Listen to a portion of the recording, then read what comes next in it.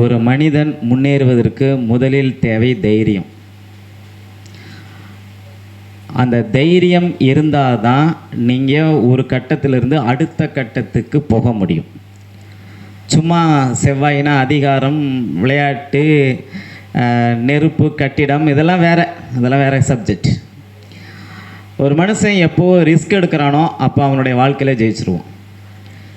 மக்கள் போற்றும் ஒரு தலைவன் ஆகணும் என்றால் மக்கள் செல்வாக்கு 5ஆம் இடம், ராஜ்யஸ்தானம் 10ஆம் இடம். 5க்கும் 10க்குமான அதிபதி ஒரே கிரகமா? அது செவ்வாயாவே வந்து லக்னத்தில் அமைஞ்சிருக்கா? இந்த செவ்வாய் நீச்ச பங்கம் அடைஞ்சிருக்காரா சார்? நீச்ச பங்கம் அடைஞ்சிருக்கிறாரா? அவருக்கு வீடு கொடுத்த சந்திரன் ஆட்சியில் இருக்கிறாரா? அதனால தான் சார் அவர் சிஎம்மாக இருக்கிறார்.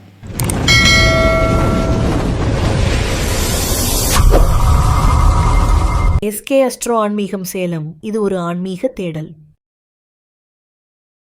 திருச்சி மேட்டுப்பாளையத்தைச் சேர்ந்த திரு ரவிச்சந்திரன் ஐயா அவர்கள் செவ்வாயும் அதிகாரம் என்ற தலைப்பில் ஒரு சிறிய உரையாற்றுவார். ஐயா அவர்களை வருக வருக என்று வரவேற்கின்றோம். வணக்கம் நண்பர்களே. எல்லாம் டீ குடிச்சிட்டு கொஞ்சம் தெம்பாக இருக்கீங்கன்னு நினைக்கிறேன். காலையில் உண்ட மயக்கம் தொண்டனுக்கும் உண்டு அப்படின்னு சொல்லுவாங்க. அதாவது ஒரு மனுஷன் முன்னேறணும்னா முதல்ல அந்த மனுஷங்கிட்ட என்ன சார் இருக்கணும்? முயற்சி, தைரியம், பயிற்சி, ஆக்கம், ஊக்கம் எல்லாமே சொல்கிறோம். ஓகேங்களா? பணிவு. ஆனால் நல்ல ஒரு விஷயம் தெளிவாக புரிஞ்சுக்கணும். ஐயா அவர்களுக்கு என்னுடைய நெஞ்சார்ந்த நன்றிகளும் பாராட்டுகளும். ஏன்னா ஒரு மனிதன் முன்னேறுவதற்கு முதலில் தேவை தைரியம். அந்த தைரியம் இருந்தால் தான் நீங்கள் ஒரு கட்டத்திலிருந்து அடுத்த கட்டத்துக்கு போக முடியும். அந்த தைரியத்துக்கு ஒரு கிரகம் இருக்குமில்ல, இருக்கலைங்க சார்? அதுதான் செவ்வாய். பொதுவாக செவ்வாய் ஒரு பாவ கிரகத்தினுடைய அமைப்பில் இருக்கிறார். செவ்வாய் முழு பாவரா சார்? செவ்வாய் முழு பாவர் இல்லை தானே? அவர் கால் சுபர், முக்கால் பாவர், மங்களக்காரகன், இப்படிலாம் நிறைய சொல்கிறோம். ஆனால் ஒரு மனிதனுடைய வாழ்க்கையில் உயர்வான இடத்திற்கு ஒரு மனிதன் போகணும், ரிஸ்க் எடுக்கணும். அந்த ரிஸ்க் எடுக்கிறவங்களுக்கு மிக மிக முக்கியமாக செவ்வாயுடைய பலம் வேணும். சும்மா செவ்வாயினா அதிகாரம், விளையாட்டு, நெருப்பு, கட்டிடம், இதெல்லாம் வேறு சப்ஜெக்ட். ஒரு மனுஷன் எப்போ ரிஸ்க் எடுக்கிறானோ அப்போ அவனுடைய வாழ்க்கையில் ஜெயிச்சிருவான். ரிஸ்க் எடுக்கிறதுக்கு யோசனை பண்ணாவே நம்ம ரிஸ்க் எடுக்க மாட்டோம். டக்குன்னு ஒரு விஷயத்தை முடிவு பண்ணி ரிஸ்க் எடுக்கிறது தான் சார் செவ்வாய். இன்னைக்கு யதார்த்தமாகவே நான் உள்ள நுழையும் போது இந்த 2 ஜாதகம் இங்கே இருந்துச்சு. இந்த 2 ஜாதகத்தில் மேலே வந்து நம்மளுடைய மாண்புமிகு தமிழ்நாடு முதலமைச்சர் விஜய் அண்ணாவுடைய ஜாதகம் இருக்குது. இந்த ஜாதகத்தில் அவர் சிஎம் ஆனதுக்கு இது ரூல் அது ரூல் நிறைய ரூல்கள் சொல்லப்பட்டிருந்தாலும் ஒரு இடத்தை, ஒரு தமிழ்நாடுங்கிற ஒரு மாநிலத்தை ஆளுமை செய்யறதுக்கு செவ்வாய் வேணும். நீங்கள் நல்லா கவனித்து பாருங்கள். அண்ணா கடக லக்னம், அந்த லக்னத்து யோகாதிபதி சுக்கிரனா செவ்வாயா சார்? சரி. கலைஞர் கடக லக்னம், அதுக்கப்புறம் வந்த நம்ம விஜய் அண்ணாவும் கடக லக்னம். இந்த லக்னத்தில் செவ்வாய் பாருங்கள், லக்ன முனையிலேயே இருக்கிறார். லக்ன முனைன்னு சொல்ல வேண்டாம், லக்னத்திலேயே இருக்கிறார். அப்போது இந்த ஜாதகத்தில் நான் 2 விஷயம் மட்டும் சொல்கிறேன். எங்கள் அப்பா எனக்கு சொல்லி கொடுத்த அந்த விதி, எந்த மூல நூல்களையும் நான் படிக்கலை. இந்த ஒரு விதி, மக்கள் போற்றும் ஒரு தலைவன் ஆகணும் என்றால் மக்கள் செல்வாக்கு 5ஆம் இடம், ராஜ்யஸ்தானம் 10ஆம் இடம். 5க்கும் 10க்குமான அதிபதி ஒரே கிரகமா? அது செவ்வாயாவே வந்து லக்னத்தில் அமைஞ்சிருக்கா? இந்த செவ்வாய் நீச்ச பங்கம் அடைஞ்சிருக்காரா சார்? நீச்ச பங்கம் அடைஞ்சிருக்கிறாரா? அவருக்கு வீடு கொடுத்த சந்திரன் ஆட்சியில் இருக்கிறாரா? அதனால தான் சார் அவர் சிஎம்மாக இருக்கிறார். நீங்கள் இந்த இடத்துல ஒரு விஷயம் கவனிக்கணும். இவர் 5ஆம் இடம் சொல்லக்கூடிய குழந்தை, புரியுதுங்களா? 5ஆம் இடத்துல குழந்தை இருக்குது. அந்த குழந்தைங்கிற விஷயத்தில் இவருக்கு வாரிசு, குடும்பம் இதெல்லாம் இவர் கிட்டத்தில் இருந்தால் இவர் எவ்வளோ பெரிய உச்ச நட்சத்திரமாக இருந்தாலும் இவரால் சிஎம் ஆக முடியாது. நல்லா புரிஞ்சுக்கணும். எம்ஜிஆருக்கு வாரிசு கிடையாது. தமிழ்நாட்டின் முடிசூடா மன்னன், மன்னாதி மன்னனாக இருந்தார். ஜெயலலிதா அம்மாவுக்கும் பார்த்தீங்கன்னா வாரிசு இல்லை, அவங்க இரும்பு பெண்மணி வந்தாங்க. இந்த வரிசையில் நம்ம கலைஞர் ஐயாவும் இருக்கிறாரு. இவருக்கு வாரிசுகள் அதிகம். எப்போவாச்சும் 2வது முறை ஜெயிக்க முடிஞ்சிச்சா? எப்போவாச்சும் 2வது முறை அவங்களால ஜெயிக்க முடியல. முதல் முறை வெற்றி பெற்றதோட சரி, தொடர்ச்சியாக 2 வருடம் அவங்களுக்கு வராது. இடையிலே அவங்க ஆட்சி போனதெல்லாமே உண்டு. அப்போ தொடர்ச்சியாக 2 முறை முதல்வர் ஆகக்கூடிய அமைப்புக்கு உங்களுக்கு 5ஆம் பாவம் வேறு வகையில் பலமாக இருக்கணும், நேரடி வலுவில் பலமாக இருக்கக்கூடாது. 5ல் ராகு வந்துருச்சு. இவர் நாளைக்கே குடும்பத்தையும் பையனையும் சேர்த்துக்கிட்டார்னா இவர் ஆட்சியை இவரே, புரியுதுங்களா? அப்போது ஒரு பாவகம் எப்படி வேலை செய்யுங்கிறது உங்களுக்கு நல்லாவே தெரிஞ்சுக்கும். அப்படியே கீழே நம்மளுடைய பாரத பிரதமர் திரு நரேந்திர மோடி ஐயாவுடைய ஜாதகத்திலையும் பாருங்கள். சந்திரனுக்கு 5ஆம் அதிபதி யார்? குரு. 10ஆம் இடத்தோட லக்னத்துக்கு 10ஆம் இடத்துல தொடர்பு கொள்கிறாரா, ராசிக்கு 10ஆம் இடத்துல தொடர்பு கொள்கிறாரான்னு பாருங்கள். சந்திரனுக்கு 5ஆம் அதிபதி 10ஆம் இடத்தை பார்க்கிறாரா? 5, 10 கனெக்டிங் இருந்துச்சுன்னா நிச்சயம் நீங்கள் மக்கள் செல்வாக்கு பெற்ற ஒரு நபர். நீங்கள் சிஎம்மாக இருக்கலாம், பிஎம்மாக இருக்கலாம், டிஎம்மாகவும் இருக்கலாம், டிஸ்ட்ரிக்ட் மேஜிஸ்ட்ரேட். ஓகேங்களா? இந்த மாதிரி உயரிய பதவிக்கு எல்லாமே இந்த 2 பாவம் ரொம்ப முக்கியம். அப்போது செவ்வாய்ங்கிற ஒரு கிரகம் மட்டுமே ஆளுமை திறனுக்கு மிக மிக ஒரு சரியான ஒரு கிரகம். செவ்வாய்கிட்ட இருக்கக்கூடிய மிகப்பெரிய பலம் கோபம், பலகீனமும் கோபம்தான். கோபத்தில் ஒருத்தர் ஒரு முடிவு எடுக்கிறார், அது சக்ஸஸ் ஆகுது. கோபத்தில் ஒருத்தர் ஒரு முடிவு எடுக்கிறார், அது ஃபெயிலரும் ஆகுது. அப்போ செவ்வாய்ங்கிறது ஒரு குழந்தை மாதிரி. அதை நீங்கள் எப்படி அனலைஸ் பண்ணுறீங்களோ அதை பொறுத்து உங்களுக்கு யோகத்தையும் அவயோகத்தையும் அவர் தருவார். சார் நல்லா புரிஞ்சுங்க, நம்மள எத்தனை பேர் எல்லாரோடையும் சகஜமாக பழகுறோம்னு நமக்கு தெரியல. ஆனால் நம்ம எல்லோரும் சகஜமாக பழகணும். ஒரு ஜோதிடர்களாக இருக்கிறோம், ஒரு ஜோதிடர் வீட்டில் விசேஷம் கூப்பிடணும், வேறு மாதிரி ஒரு நிகழ்வு தாராளமாக கூப்பிடணும். அந்த மாதிரி இருந்தால் தான் நமக்கு மிக பலமாக இருக்கும். ஆனால் இந்த ஜாதகத்தில் நம்மளுடைய செவ்வாய் தேவையில்லாத இடத்துல உட்காந்து நமக்கு கொஞ்சம் ஒரு மாதிரியான குணம் கொடுக்கும்போது இவர் கோவப்பட்டே வீணாக போயிடுவார். இன்னொருத்தர் மேடையில் கத்துன்னு கத்துறாரு, 3 எழுத்து உள்ள மனிதர், ஆட்சியை பிடிக்க முடிஞ்சிச்சா? பல வருஷம் ஆச்சு. ஓகேங்களா? ஏனென்றால் கோபம் ஒரு சொல் வெல்லும், ஒரு சொல் கொல்லும். ஒரு கோபம் உங்களை வெற்றியடைய வைக்கும், ஒரு கோபம் உங்களை தோல்வியடைய வைக்கும். அப்போது நீங்கள் என்ன பண்ணணும் அப்படின்னா, அந்த செவ்வாயை நல்ல விதமாக இயக்க வேண்டும். அது எப்படி சார் நம்ம இயக்கிறது? அதுக்கு தான் சார் ஜோசியர்கிட்ட உங்கள் ஜாதகத்தை காட்டணும். அதுக்கு ஜோசியருங்க பலன் சொல்லுவோம். ஒரு அசாத்திய துணிச்சல், டக்குன்னு ஒரு முடிவு எடுக்கணும், சடனாக ஒரு முடிவு எடுக்கணும், செவ்வாய் கரெக்ட். ஸ்லோவாக முடிவு எடுத்தால் அந்த இடத்துல சரி வராது. நான் சிம்பிளாக ஒரு லாஜிக் சொல்கிறேன். குடும்பத்துக்கு வெளியே செவ்வாயுடைய அனைத்து முடிவுகளும் சக்ஸஸ் தரும். குடும்பத்துக்குள்ள செவ்வாயினுடைய முடிவுகள் தோல்வியில் சந்திக்கும். இதை விட சிம்பிளாக சொல்ல முடியாது. ஓகே, ஒரு புகழ்பெற்ற இயக்குனர் திருமணம் செய்கிறார், காதல் திருமணம் செய்கிறாரு. மனைவிக்கு அவருக்கும் ஒத்தே போகலை. அவருடைய குருநாதர்கிட்ட போய் கேட்குறாரு, சார் எனக்கு என் ஒய்ஃபுக்கு சண்டையாகவே இருக்குது சார், என்ன பிரச்சனைங்க எனக்கு புரியல அப்படின்னு. அப்போ அந்த குருநாதர் சொல்கிறாரு,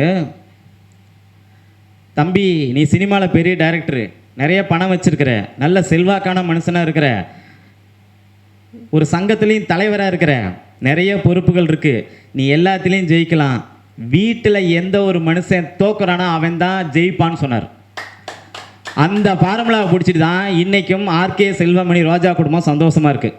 அந்த குருநாதர் வேறு யாரும் இல்லை, சேகர்னு ஒரு சமூக சீர்திருத்த டைரக்டர், வி சேகர்னு சொல்லி. அப்போது எந்த இடத்துல ஈகோ வருதோ அந்த இடத்துல நம்ம பிரச்சனையை சந்திச்சிருவோம். அந்த ஈகோக்கான கிரகம் செவ்வாய் தான். சூரியன் வந்து அது வேற மாதிரி ஈகோ. சார் நல்லா புரிஞ்சுங்க, சூரியனுக்கும் ஈகோ பங்கு இருக்குது, செவ்வாய்க்கும் பங்கு அதிகம் இருக்குது. நியாயத்துக்காக அங்கே ஈகோ காட்டுவார் சூரியன், இவர் கோபத்துக்காக ஈகோ காட்டுவார் இவர் செவ்வாய். ஒரு மனிதரை போன வாரம் சந்திக்கிறேன். அவர் கையில் வந்து பார்த்திங்கன்னா ஒரு மோதிரம் கிடையாது, செயின் கிடையாது, எதுவுமே இல்லை, ரொம்ப எளிமையாக இருக்கிறாரு. ஒயிட் அண்ட் ஒயிட் ட்ரெஸ் மட்டும்தான், கொஞ்சம் நல்ல லுக்காக இருக்குது. நான் அவரை பார்க்கும்போது கேட்குறேன், ஐயா நீங்கள் ஒரு மிகப்பெரிய முருக பக்தரான்னு கேட்டேன். ஆமாங்க, எப்படி கண்டுபிடிச்சிங்க அப்படின்னாரு. அதுக்கு நீங்கள் ஜோசியம் படிச்சிருக்கணும் அப்படின்னு. வகுப்பு எப்போ ஆரம்பிப்பீங்க? அடுத்த கேள்வி வரார் அவர். என்ன அமைப்பு அப்படின்னா, ஒரு பெரிய ரியல் எஸ்டேட்டு இடம் போட்டிருக்காங்க, அந்த இடத்துக்கு பக்கத்தில் தான் ஒரு வீடு, ஒரு ஆஃபீஸ். அப்போது ரியல் எஸ்டேட் அப்படின்னா அதுக்கு செவ்வாய். புரியுதுங்களா? நீங்கள் நல்ல ஒரு விஷயம் தெளிவாக புரிஞ்சுக்குங்க. நான் முன்னாடியே சொன்னதான் திருப்பி சொல்கிறேன், செவ்வாய் ஒரு அழகான கிரகம். உன்னால் முடியுமாப்பா, ஏன்ப்பா நீ தேவையில்லாமல் அதுக்கெல்லாம் ஆசைப்பட்டுக்கிட்டு அப்படின்னு உங்களை ஒருத்தங்க நோண்டி விட்டாங்கன்னா அந்த இடத்துல செவ்வாய் பாசிட்டிவாக வேலை செய்யும், உங்களை முன்னேற்றி விட்டுரும், வாழ்க்கையில் ஜெயிக்க வச்சிரும். இதே அவர்கிட்ட போய் நீ ஒரு ரேஞ்சுக்கெல்லாம் ஏன்டா அதெல்லாம் போய் விட்டுட்டு வேணாம் தம்பி, உனக்கு இதை விட இது நல்லா இருக்கும் அப்படின்னு சொல்லி நீங்கள் அப்படியே டைவெர்ட் பண்ணி விட்டிங்கன்னா அவர் அந்த பக்கம் போகவே மாட்டார். செவ்வாய்க்கு விவேகம் கொஞ்சம் கம்மி, ஆனால் வீரம் ரொம்ப ரொம்ப அதிகம். அப்போ நம்ம செவ்வாயை வந்து எப்படி நம்மளுடைய ஜாதகத்தில் இருக்குது அப்படின்னு பார்க்குறதுல தான் ஒரு முக்கியமான ஒரு விஷயம். மெயினாக துணிச்சல். பெரிய மனிதர்கள் யாராக இருந்தாலும் அவர்கிட்ட நேருக்கு நேர் ஃபேஸ் டு ஃபேஸ் நீங்கள் பேசணும் அப்படின்னா செவ்வாயுடைய துணிச்சல் வேணும். இல்லை சார் அவர் மாவட்டத்துக்கு உயர் அதிகாரி, நான் பேச மாட்டேன், இவர் வந்து ஆளுங்கட்சி எம்எல்ஏ எதிர்கட்சி எம்எல்ஏ பேச மாட்டேன் அப்படின்னா உங்களுக்கு செவ்வாய் சுத்தமாக வலுவில்லாமல் இருக்குன்னு அர்த்தம். அப்போது நீங்கள் ஒரு கருத்தை திறம்பட ஆணித்தரமாக நீங்கள் பேசணும் அப்படின்னா உங்களுடைய ஜாதகத்தில் செவ்வாய் வலிமையாக இருக்க வேண்டும். நீங்கள் முருகனை கும்புறது அதெல்லாம் ரெண்டாவது விஷயம்.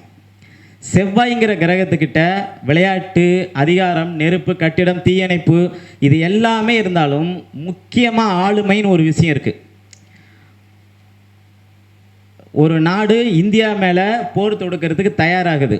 நம்ம வெளியுறவுத்துறை மந்திரி ஜெய்சங்கர் சார் அங்கே போகிறாரு, தமிழ்நாட்டை சேர்ந்தவர். அவர் போகிறாரு, அவர் போனோடனே ரெண்டே வார்த்தை தான் சொன்னார், இப்பொழுது இந்தியாவில் பாரத பிரதமர் திரு நரேந்திர மோடி அவர்கள், யோசனை பண்ணி முடிவெடுங்க, நீங்கள் ஒரு அடி அடிச்சிங்கன்னா நாங்கள் 5 அடி திருப்பி அடிப்போம். இந்த வேகம் செவ்வாய். இந்திய பாராளுமன்றத்தில் நம்ம பட்ஜெட்டில் கிட்டத்தட்ட 40% அளவுக்கு நம்ம வந்து இராணுவத்துக்கு தான் செலவு பண்ணுறோம். ஏன்னா நம்மளுடைய ஒரு பிடி மண்ணை கூட அடுத்தவங்க எடுத்துகிட்டு போகக்கூடாதுன்ட்டு. அந்த இடத்துல நமக்கு அந்த வேகம் வேணும். திடீர்னு கோபப்படணும், அந்த கோபத்தால் நமக்கு பல நன்மைகள் நடக்கணும். இந்த திடீர்னு எடுக்கக்கூடிய அனைத்து முடிவுகளுமே செவ்வாயுடைய ஆதிக்கத்தில் இருக்கும். நான் மீண்டும் இன்னொரு முறை சொல்லிக்கிறேன், வீட்டில் இதை நீங்கள் காட்டாதீங்க, வெளியில் காட்டுங்க. வீட்டில் காட்டிங்கன்னா செவ்வாய் வந்து அப்புறம் வேறு மாதிரி வேலை செய்ய ஆரம்பித்து விடும். இன்னொன்று சரி, இன்னொரு அமைப்பு வந்து பார்த்திங்கன்னா செவ்வாய் வந்து கரெக்டாக டயத்தை வந்து பஞ்சுவாலிட்டியாக மெயின்டைன் பண்ணுறவர். நீங்கள் உங்கள் ஜாதகத்தில் பாருங்கள், செவ்வாய் 2ஆம் இடத்தோட 6ஆம் இடத்தோட 10ஆம் இடத்தோட தொடர்பு கொண்டவங்களும் 1, 5, 9ஆம் பாவத்தில் தொடர்பு கொண்டவங்களும் நீங்கள் நல்லா கவனித்து பார்த்தீங்கன்னா தெரியும், டைமை கீப்பப் பண்ணுவாங்க.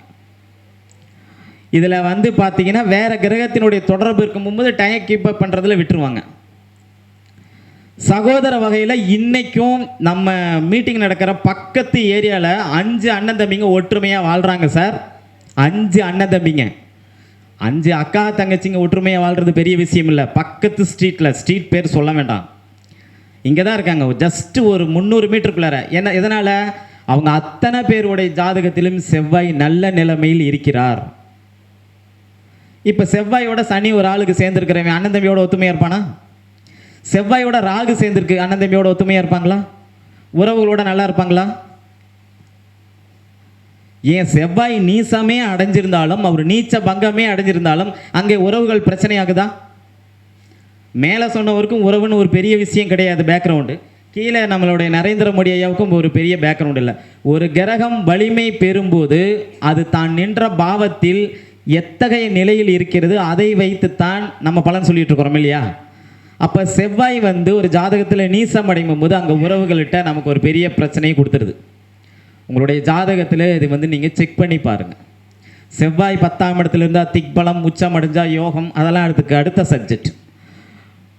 பொதுவாக ஒரு விஷயத்தில் செவ்வாய் நமக்கு யோகத்தை கொடுக்க வேண்டும், தைரியத்தை கொடுக்க வேண்டும் என்றால், செவ்வாய் தயவு செஞ்சு சொல்கிறேன், லக்னத்துக்கு 10ஆம் இடத்துல திக்பலம் பெற்று ஏதாவது ஒரு வகையில் சுபகிரகத்தின் தொடர்பை பெற வேண்டும். அப்படி இருந்துச்சுன்னா அந்த தைரியம் 100% மற்றவர்களுக்கும் உதவும், தனக்கும் உதவும். ஒரு ரிட்டையர்டு டிஜிபி என்கிட்ட ஜாதகம் பார்த்தார். இப்போது ஒரு மாதம் இருக்கும். அவர் ஜாதகத்தில் மீன லக்னம், 10ஆம் இடத்துல செவ்வாய் திக்பலம், ஓகேங்களா? மேசத்தில் இருந்து 9ஆம் பார்வையாக குரு பார்க்கிறார். இதில் நீங்கள் 2 விஷயத்தை கவனிக்கணும். செவ்வாயும் குருவும் பரிவர்த்தனை அடைஞ்சிருக்கா? 2 பேரும் பார்த்துக்கிறாங்களா? தமிழ்நாட்டுடைய DGP, director general of police. ஆனால் அவர் குரலை பார்த்தீங்கன்னா ஒரு சாதாரண இன்ஸ்பெக்டருக்கு அந்த ரேஞ்சில் இருக்கிறவருக்கு இருக்கக்கூடிய அந்த வேகம், அந்த ஒரு அதிகாரம், இதெல்லாம் அவர்கிட்ட இல்லை. சார் எப்படி சார் நீங்கள் போலீஸ்ன்னு சொல்கிறீங்க, என்னால் நம்பவே முடியல அப்படின்னு. அப்பாயின்மெண்ட் வாங்கும்போது, சார் நான் நிச்சயமாக சார் நான் இந்த மாதிரி டிஜிபியாக இருந்து ரிட்டையர்மெண்ட் ஆகியிருக்கேன் சார் அப்படின்னாரு. அப்போ நான் கேட்குறேன், சார் உங்கள் ஜாதகத்தில் செவ்வாயை சுபகரங்கள் கண்டிப்பாக குரு பார்த்துருக்கோம் சார் அப்படிங்கிறேன். ஆமாங்க சார் அப்படின்ட்டு. சரி, அவங்க பையன் ஜாதகத்துலேயும் பாருங்கள், அவங்களுடைய பையனும் அவங்க பையனுக்கு ஜாதகம் பார்த்தாங்க. அதே மீன லக்னம் 10ல் செவ்வாய் திக்பலம், சிம்மத்திலேருந்து குரு பார்க்குறாரு. அவங்க பையனும் எஸ்பிக்கு அடுத்த ரேஞ்சில் ஒர்க் பண்ணிகிட்ருக்கிறார். ஸோ இவங்கெல்லாம் தமிழ்நாட்டின் தலை சிறந்த காவல்துறைக்கான விருதுகளை பெற்றவர். மத்தியிலையும் பெற்றிருக்கிறார், மாநிலத்திலையும் பெற்றிருக்கிறார். அப்போ செவ்வாயை நம்ம எப்படி, இதே நீங்கள் ஒரு மீன லக்கணத்தை எடுத்திங்கன்னா 10ல் செவ்வாய் இருக்கும்போது ஒரு கசாப் கடையில் வேலை செஞ்சுருப்பார், கறி வெட்டிகிட்டு இருப்பார். அது என்ன காரணம்னா அங்கே லக்னாதிபதி பிரச்சனையாக இருக்கும். ஆனால் அதுவும் சுபருடைய வீட்டில் தான் இருக்குது. ஸோ நல்ல ஒரு விஷயம் தெளிவாக புரிஞ்சுங்க. மழை நீரை போன்ற ஒரு கிரகம் செவ்வாய். அது செம்மண்ணில் விழும்போது சிவப்பு கலரில் நீராகவும், கருமண்ணில் விழும்போது கருப்பு கலர் நீராகவும் மாறும். செவ்வாயை நம்மளுடைய ஜாதகத்தில் இறைவன் நமக்கு எப்படி கொடுத்துருக்கிறாரோ அதற்கு தகுந்தால போல நம்மளை நாம் இயக்கி கொண்டால் செவ்வாய்ங்கிற ஒரு கிரகம் நம்மளுடைய ஜாதகத்தில் 100% இல்லை சார், 500% யோகத்தை கொடுக்கும். ஒரு சின்ன விஷயத்தை சொல்லி நிறைவு பெறுகிறேன். செவ்வாய் தனக்கு மிகவும் ஒரு ஆகவே ஆகாத கிரகம் நினைக்கக்கூடியது சனி. இப்போ செவ்வாய் சனியுடைய இணைவு நிறைய பேருடைய ஜாதகத்தில் இருக்குது, நான் பார்த்துக்கிட்டே இருப்பேன். சரி, இந்த செவ்வாய் சனிக்கு என்ன பரிகாரம்? செவ்வாய்னா சொத்து. உங்கள் சொத்தை என்னைக்கு இன்னொருத்தங்களுக்கு விட்டுக்கிட்டு வரீங்களோ அன்னையிலிருந்து உங்களுடைய செவ்வாய் முழுமையாக உங்களுக்கு ராஜயோகத்தை தருவார். நீங்கள் எந்த லக்னமாக இருந்தாலும் அதை பற்றி கவலை இல்லை. இதை நான் அனுபவத்தில் கண்டிருக்கிறேன். செவ்வாய் அப்படின்னா நிலம், சனி அப்படின்னா நம்மளுடைய உறவுகள், சகோதர உறவுகள். இந்த சித்தப்பா இதெல்லாம் சொல்கிறோம் பார்த்தீங்களா, அவங்கக்கிட்ட நீங்கள் அந்த இடத்த விட்டுட்டு வரணும். விட்டுட்டு வந்த ஆள் நல்லா போயிடுவாங்க, அதை வாங்கினவங்க நல்லா போக மாட்டாங்க. நல்லா புரிஞ்சுக்கணும் நீங்கள். அப்போது ஒரு கிரகம்தான், அதை நம்ம எப்படி பார்க்குறோமோ அதுபடி நமக்கு நல்ல பலன்களை கண்டிப்பாக தரும். ஒரே நேரத்தில் 10ஆம் இடத்துல செவ்வாய் திக்பலம் பெற்றவர் ஒருத்தர் காவல்துறை உயர் அதிகாரியும் இன்னொருத்தர் வந்து கசாப் கடையில் வேலை செய்கிறாருன்னா அதற்கு காரணம் அவங்களுடைய அடிப்படை ஜாதகத்தில் இருக்கக்கூடிய 1, 5, 9ஆம் பாவங்கள் மட்டும்தான். ஸோ காலபுருஷனுக்கு செவ்வாய் லக்னத்துக்கே அதிபதியாக வருவார். செவ்வாயை நாம் நல்லபடியாக இயக்கினால் செவ்வாய் நம்மளை பாதுகாக்கும், நிலபுலம் அமையும், தோட்டம் துறவு, வாகன சுகம், கனரக வாகனங்கள், இப்படி பல வகையிலே உங்களுக்கு நன்மையை கொடுத்து ஒரு மிகப்பெரிய ராஜயோகத்தை அள்ளி தருவதற்கு செவ்வாய் தயாராக இருக்கும். ஸோ எந்த ஒரு இடத்துலையுமே செவ்வாய் பலவீனப்படக்கூடாது. என்னதான் நீச்ச பங்கமாக இருந்தாலும் அவர் ஆட்சி அமைக்க எவ்வளோ கஷ்டப்பட்டார்னு அவருக்கு தான் தெரியும். ஒரு கிரகம் நேரடியாக பார்க்கும்போது முதலில் எந்த வலுவில் இருக்கிறதோ அதையும் செய்யும். புரியுதுங்களா? வெறும் 78 எம்எல்ஏ வச்சுட்டு 5 வருஷம் ஆண்டவர் கூட இவ்வளோ கஷ்டப்படலை. இவர் 108 வச்சுட்டு ரொம்ப கஷ்டப்பட்டுட்டார். அதுக்கு காரணம் அங்கே இந்த வீட்டில் செவ்வாய் வலிமை குறைஞ்சிருக்கிறது. சரி, அவருக்கு வீடு கொடுத்த சந்திரன் வலிமையாக இருக்கிறாரு. அப்போ நீச்ச பங்கமாக இருந்தாலும் ஒரு நீச்சத்தை, ஒரு பிரச்சனையை கொடுக்காமல் யோகத்தை கொடுக்காது அப்படிங்கிற ஒரு விஷயத்தை நீங்கள் தெரிஞ்சுக்கணும். ஸோ உங்களுடைய ஜாதகத்தில் செவ்வாய் எந்த அமைப்பில் இருக்கோ அதை வந்து நீங்கள் யோசனை பண்ணி செவ்வாயை நீங்கள் நல்லபடியாக இயக்கினால் செவ்வாய் உங்களை நல்லபடியாக இயக்கும் என்று கூறி அழகான இந்த வாய்ப்புக்கு நன்றி கூறி விடைபெறுகிறேன். நன்றி, வணக்கம்.